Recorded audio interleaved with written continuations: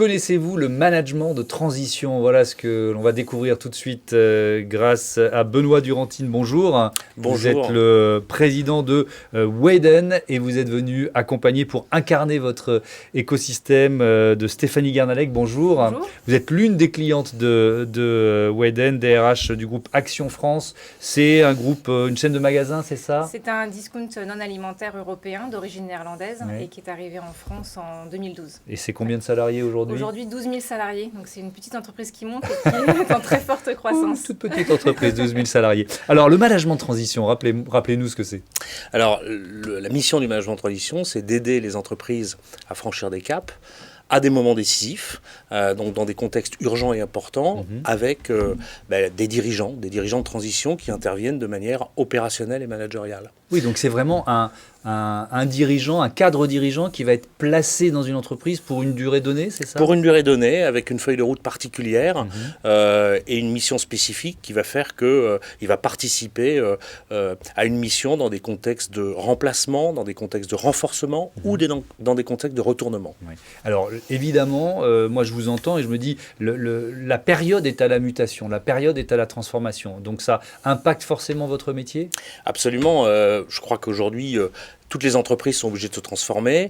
Les dirigeants d'entreprise vont devoir et doivent faire face à des défis importants, soit pour anticiper des situations qu'ils entrevoient, soit par réaction où ils sont obligés de prendre des décisions qu'ils n'auraient pas prises s'il n'y avait pas eu tout le contexte actuel.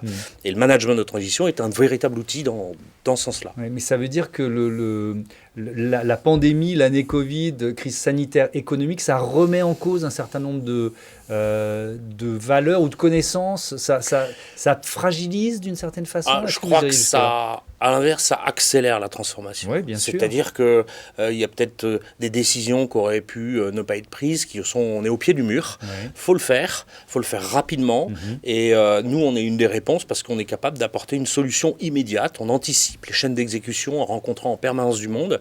Et quand un client nous demande quasiment une semaine un dirigeant pour faire telle ou telle opération, on est capable de le mobiliser, de le mettre en place. Ça peut être dans l'urgence? Ah, mais ce n'est que dans l'urgence. Ah oui. Le management de transition est déclenché par le double phénomène urgent et important. Urgent et important. Et donc, vous publiez un guide pratique du restructuring. Alors, en bon français, ça veut dire quoi? Alors, le restructuring, on est dans la phase amont de la crise où il faut prendre des décisions, c'est le redressement. Et il y a une façon d'opérer ces décisions parce que, comme dans toute transformation, le plus dur, c'est les mises en œuvre. Et dans la mise en œuvre, faut avoir une certaine posture. On a affaire à des hommes, on a affaire à une entreprise avec une culture. Et c'est pas en décrétant une décision que ça se passe. Donc c'est tout un savoir-faire qu'on a essayé de mettre en œuvre et puis de partager en publiant le guide de Restructuring 2021. Du redressement. Et donc, Stéphanie Guernalec, on va maintenant comprendre comment vous avez utilisé les services de Wayden à 2 reprises, je crois. Si vous deviez donner en quelques mots leur qualité ou leur valeur ajoutée, vous diriez quoi?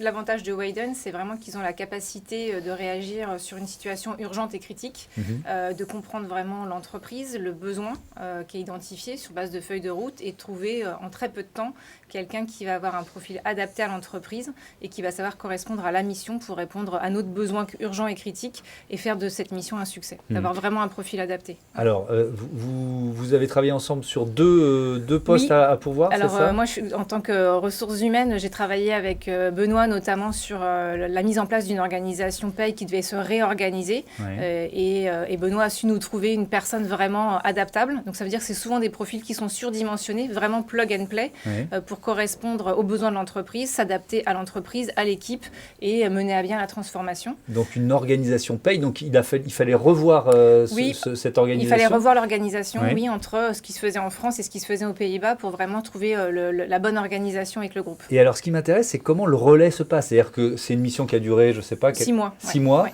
À la fin des 6 mois, il y a un passage de relais? Comment ça, oui, comment ça se prépare. À la fois, quand la personne arrive, elle a sa feuille de route pour faire de la mission un succès. Et bien sûr, pendant les 6 mois, on travaille aussi sur quelle nouvelle personne pourrait venir nous rejoindre de manière définitive et que l'organisation soit en place pour vraiment l'accueillir. Et il y a un vrai accompagnement de Wayden pour s'assurer que ça se déroule de la bonne manière et qu'à la finalité, on se retrouve avec ce dont on avait besoin pour trouver quelqu'un de manière pérenne. Donc ça, c'était le premier cas d'école. Oui. Le second, c'est quoi? Alors, le deuxième qui est plus récent, et c'était avec une personne de chez Wayden qui s'appelle Rémi, c'était sur une transformation d'un service recrutement, donc une équipe qui avait besoin à la fois d'être cocoonée, réorganisée sur le mode de fonctionnement qu'elle avait avant pour rejoindre un nouveau mode de fonctionnement et aussi une nouvelle méthode pour être plus professionnalisée. Et on a su vraiment avoir un profil complètement adapté à l'entreprise, à tel point que finalement, cette personne nous a rejoint de manière définitive pour participer à la croissance de l'entreprise. C'est trop bien fait, vous me tendez une perche parce que c'est justement la question que j'allais vous poser, Benoît. Est-ce que ça arrive souvent, ça? Ça arrive le manager de transition reste? Ça arrive dans 10 ou 20% des cas et je crois que dans ce cas-là, il faut être des promoteurs, ça fait des futurs clients.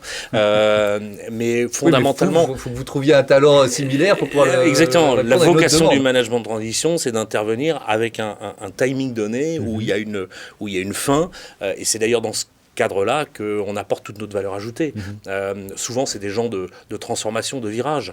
Pour le mode run, si j'ose dire, c'est plus adapté à un CDI classique. Ouais. Alors, on s'était vu dans une autre émission où on parle de RSE. Et justement, il y a une actualité RSE pour Wayden. C'est quoi? L'actualité, c'est que Wayden, depuis quelques semaines, est la première entreprise de notre écosystème du management de transition en France à être labellisée RSE. Donc, responsabilité sociétale et environnementale des entreprises. Exactement. Ouais. Et pour moi, c'est une transformation fondamentale de l'entreprise parce que avant même de s'occuper de l'environnement qui est en bout de chaîne, c'est la façon dont on va organiser la gouvernance en interne par rapport à ses collaborateurs propres et puis donc par rapport à ses fournisseurs, par rapport à ses clients et par rapport à tous ses partenaires. Et je pense que c'est vraiment une posture d'avenir qui va devenir de plus en plus importante, aussi pour recruter et aussi pour la marque Wayden. Eh ben, bravo pour ce label. Merci à tous les deux d'être venus participer à Écosystème.